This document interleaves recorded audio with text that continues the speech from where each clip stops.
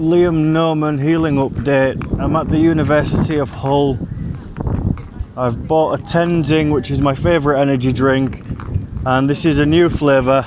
I thought there was three flavours, which is the lime and mint, the mango, fiery mango, and the raspberry and yuzu. But this is a fourth flavour, pineapple and passion fruit. There's possibly more. I was arrested again, and I'm going to speak about the arrest. I don't have my phone at the moment. I'm managing my intrusive thoughts and how much information I need to share in order to honour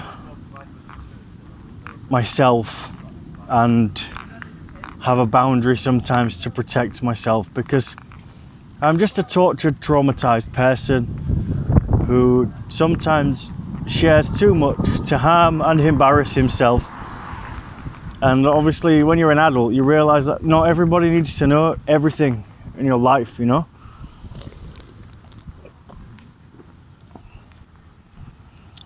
It's nice. So I'm going to check. There's some people playing cricket. I used to like cricket at school. They've got yellow, like the quick cricket sets, they've got the yellow wickets and the yellow bat. I think we had the blue ones.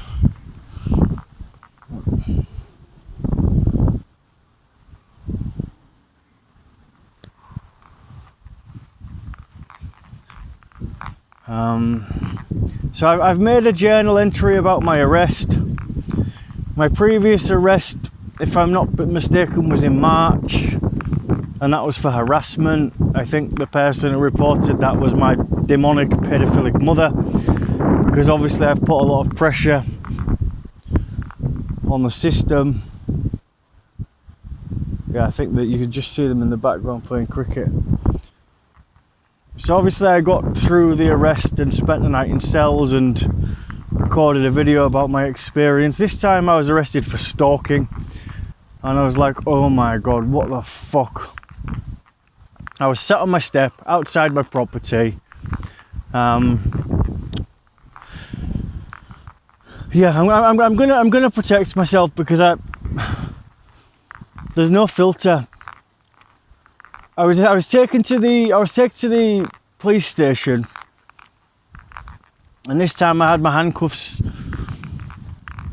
in up my back, and I carry such shame. I carry such shame. It's just so horrible. It's just so horrible. But I'm going to honour myself. I'm going to honour my boundary, because I'm managing a trigger at the moment, and I'm just crucifying myself all of the time. All of the time. So this phone that I'm on, I can use my headphones. I'm gonna be strong. And on my other phone, even though it's a good phone, but it's a cheap good phone, there's an issue in terms of speaking through the headphones and hearing it on the phone. There's a few issues. Oh God.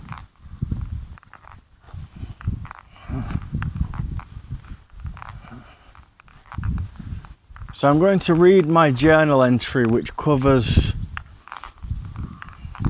the arrest. And it's interesting how you can cover something, how you can explain, how you can honour something without giving all of the details, which may not sound very good, but I wanted to write in my journal about a distressing arrest where I'd really kicked off at the police, and I was walking with my shorts and t-shirts on Clough Road. I screamed at the police officers, and I really lost my shit with them, which was a powerful part of my healing and what I believe to be my autism. I'm on fire with all of my pain. So to get it out without actually being physically violent with them was helpful. Just bear with me one moment.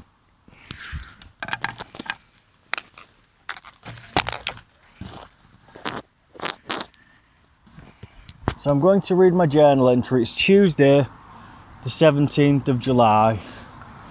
I've just been to see my friend associate who runs a local business on Newland Avenue, and I explained the situation. He said I can pay him the £30 back next month, which is amazing. I really struggle to be kind to myself in this space and ask for that help, because obviously I just feel like a worthless piece of shit, and it's my exiles that I've got to look after. So yeah, 16th of the 6th, 25. So this is after the arrest on the 15th, which is a Sunday.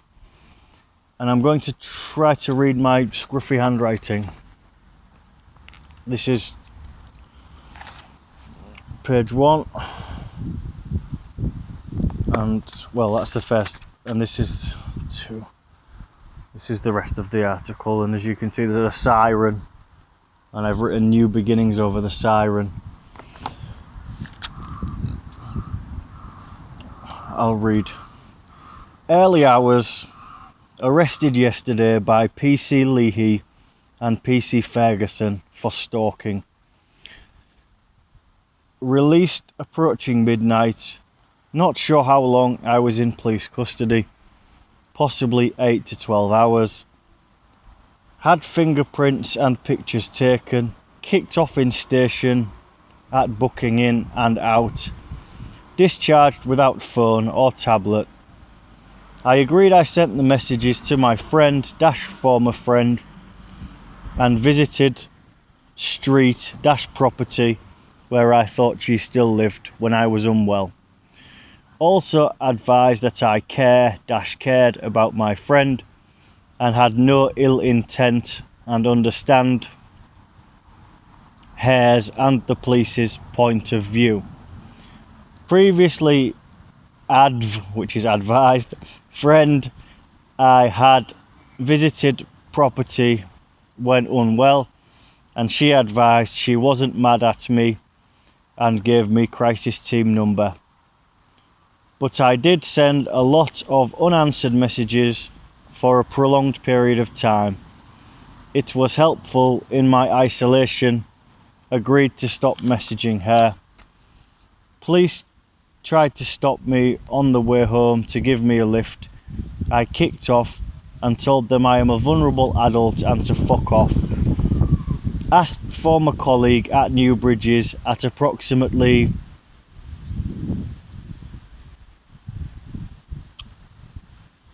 it should say midnight. I can't read my own writing. It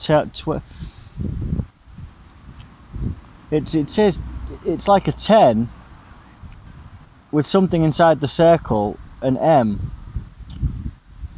But regardless, asked former colleague at Newbridges at approximately midnight. At approximately 1 a.m. I've written, so that's still accurate. To pass the message to Town and Court. Withdrew £50 to buy a new phone / tablet. Proud of how I handled the situation. So I can't log into my YouTube at the moment on this phone because I need my mobile number. But I have had access to my internet banking, and I went to see the Karate Kid yesterday, which I'd booked before the arrest, possibly Saturday, when I was really working with a lot of intense energy and being fueled by energy drinks and my faith.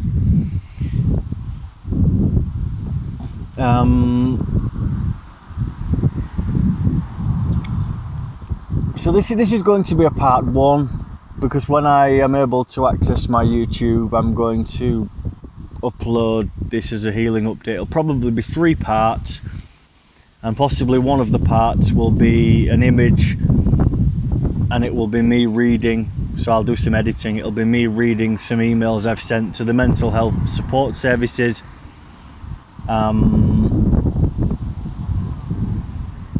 And it just helps sort of build a picture of my situation. I received new bail conditions, but I ripped my bail conditions up in the station, and I really gave it to the police to let them know that I'm a former child sex slave, a satanic ritual abuse survivor. I was forced to rape my girlfriend in my 20s to stop the system killing my little brother.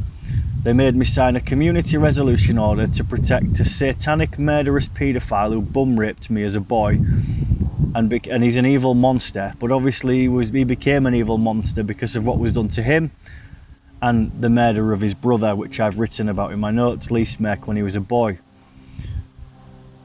I've told them about the bodies under the conservatory, that my grandmother who sold me as a child sex slave, 115 Dodswell Grove, and I told them about the bodies under the decking of 24 Longford Grove, which was my home address on Greatfield, and the buzzer on every door of people who are in the paedophile ring. I told them about the police are victim led, but this victim's fucking tired. I told them to shove the stress ball up their ass. I threw it over the counter twice, once near Sergeant Elliot, who I believe she was okay as a person, maybe more than okay, but I was annoyed with her because she didn't show me who she was behind Sergeant Elliot, and she didn't give me her first name. It's also protection, having your fingerprints taken and your picture taken, and possibly really kicking off and being on metaphorical fire in the police station allows the police now to actually just take a look at my YouTube. I was saying, will you watch my YouTube videos, yes or no? And then Sergeant Elliot was talking about being able to look on social media at work, her responsibilities out of work, and I'm saying, look, I've fought against the fucking paedophile ring, I've risked my life. You can look on social media if it's to support a crime. I probably don't need to talk too much about my friend who I was arrested for stalking. I hope she didn't say that I was stalking her or that she felt stalked. I hope that she called to say she was concerned about me and that I'd sent her a lot of messages, which most of them were unanswered. She'd messaged me a few times, but they were quite generic standard responses. Before I went to India, my friend, well, she was my friend as part of my friend group for a lot of years. I care about my friend. I believe my friend cares about me. I want to have some boundaries with this talk to protect my friend. I've blocked her for 3 months. I've blocked her on Facebook. I'll probably unblock her in 3 months after this bail has finished. I'll respect the bail conditions which I've ripped up, which I think they were not to message her again, and also not to visit. Another boundary, because with the paedophile network stuff, I don't mind having it all out in the open, but with this issue and recent arrest, I want to protect myself and my friend with some boundaries. So part of my bail conditions, not to message my friend, obviously that's okay, and not to go down to streets or avenues in Hull, and I think it's for 3 months. It'll finish in September, and I could go down those streets or avenues because it wouldn't really harm anything in the grand scheme of my life, but my OCD style thinking and wanting to respect the process means it's a better decision for me to use different streets or avenues for 3 months and honour the conditions of the bail. I half took my top off on Clough Road to show them my back, and I screamed at them I screamed at them to fuck off in the car, 2 of the police officers. I won't name the female police officer, she was okay, and I spoke about my videos and she said she'd prefer not to be named, so I'll honour that, even though I felt she dishonoured me by not giving me my phone back after the interactions, which some of the interactions were nice. We were speaking about films. The other officer was PC Leahy, who arrested me, and I thought he was a knob for most of the day, but then it was like a fight with a person who wouldn't give up being himself, and I shook his hand after the interview regarding the messages I'd sent to my friend, and I had a warmness for him. I referred to him sometimes as an arch nemesis, told him it was a good fight, and I'm just happy I honoured myself to the police. And if the police haven't looked at my YouTube videos after the fucking fire that I set there, metaphorical fire that I set the fucking offices, the Clough Road police station on, then that's with them.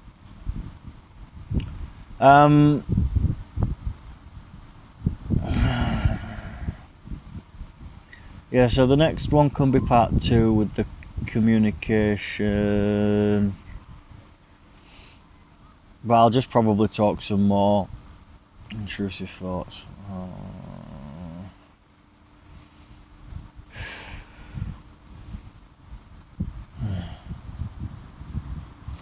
So it was nice to see my old colleague briefly at Newbridge's inpatient unit, where I walked at midnight, and between like midnight and 1 a.m. I'm guessing I spoke to her, and I won't name her.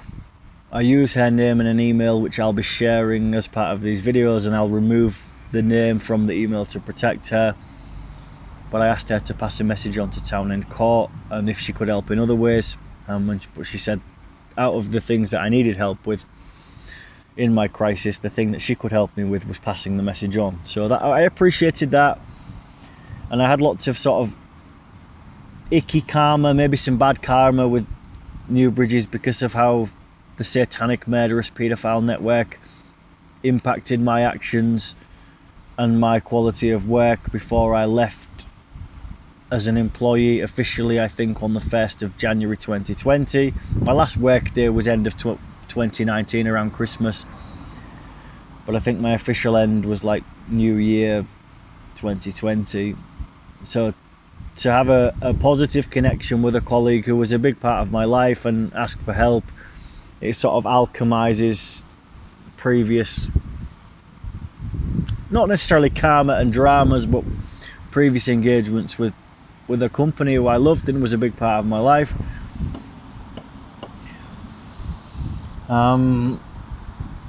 So yeah, I think this is going to be the end of part 1, and then when I come back I can fill in the gaps, because I've had another brief meeting today and things are settling. My neighbours are still kicking off intermittently and I'm trying to help and also stay alive.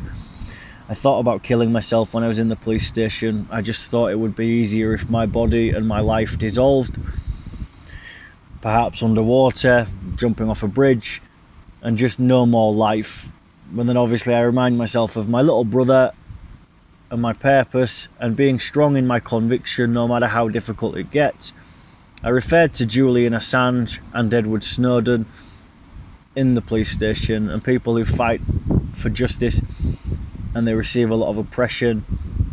I'm on a smaller scale at the moment, you know, perhaps in the future it'll be different if I turn this around and they dig up the bodies from my grandmothers and my mothers and they arrest the paedophiles and they fucking take down a large chunk of the paedophile network. Perhaps it will be fucking Edward Snowden, Julian Assange, Liam Noman, you know, maybe not.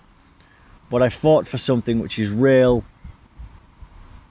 They took my boyhood from me when they bum raped me and sold me as a child sex slave and forced me to kill in satanic rituals and do evil sexual things to my family members, including my mother, menstrually, and my uncle. It was just horrible. And then they took my manhood when they forced me to rape my girlfriend, Rebecca Lanigan, in my 20s to stop them killing my little brother, Miguel Beadle. And then I'm in fucking cells for stalking. And obviously, on paper, I sent my friend a lot of messages. Some of them are quite wacky, and I do care about my friend, and I suppose I'm following my spiritual guidance. And sometimes people think twin flame journeys are a deluded load of spiritual shit for lonely people. But when you trust your faith and your spiritual journey, then you still believe, you know. So I'm building my life, I'm healing, and I'm aligning with source as much as I can to have a beautiful life and hopefully connect with my divine counterpart, which can be a woman, a female, and then help me heal my relationship with my sexual identity and have a beautiful life. Perhaps I'll reconnect with my friend one day and we can laugh about this, and perhaps in some way this was her way of making sure the police support me, also putting a boundary in place for me to stop messaging her, and maybe it's a punch in the face from her because she's capable of delivering deadly blows because she's got a strong spirit and she understands life. I believe she loves me and cares about me. I'm happy to take a step back if she doesn't want to connect with me again in the future, or she's not interested in me romantically. But obviously previously unless I'm deluded, I've had indication that she cares about me, perhaps on a romantic level, from some things that other friends have said to me, and now I have a different connection with myself. I'm able to reflect on previous times when she's tried to connect with me and I've been unable to connect with her because I've been lost in my pain and I hadn't remembered the rape, blah de blah. But the key thing at the moment is to not message my friend anymore, is to continue getting support to increase my wellness, to respect the bail conditions for 3 months, probably try and get my phone and tablet next Monday, which will be a week, to have some breathing space from the police.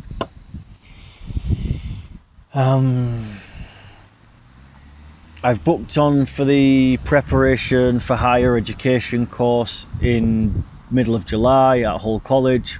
I think my art access to higher education course officially starts in September. So I've had an email regarding a preparation week while I'm in this hell of my life, and I booked on because I'm creating a beautiful life from a place of hell. So next month will probably be intense, attending college 5 days, possible trigger, roughly school hours like 9:30 till 3:30 with a lunch. I think it's like 3 days 1 week and then 2 days the next week, so they're quite nicely spaced. And I'm reminding myself I can focus on the beautiful new life I'm building while I'm in this absolute fucking hell with horrible neighbours. And I'm trying to help as much as I can and also honour myself by sending some chaos back and having a boundary, and it's just fucking horrible. There's a good moment in the Karate Kid. There's a few good moments in the Karate Kid. It was hard for me to focus, which made me have a little tear, and I think I raised my energy drink, probably clapped in the cinema. I didn't stand up, but I'm a geek. And I loved the Karate Kid so much as a kid.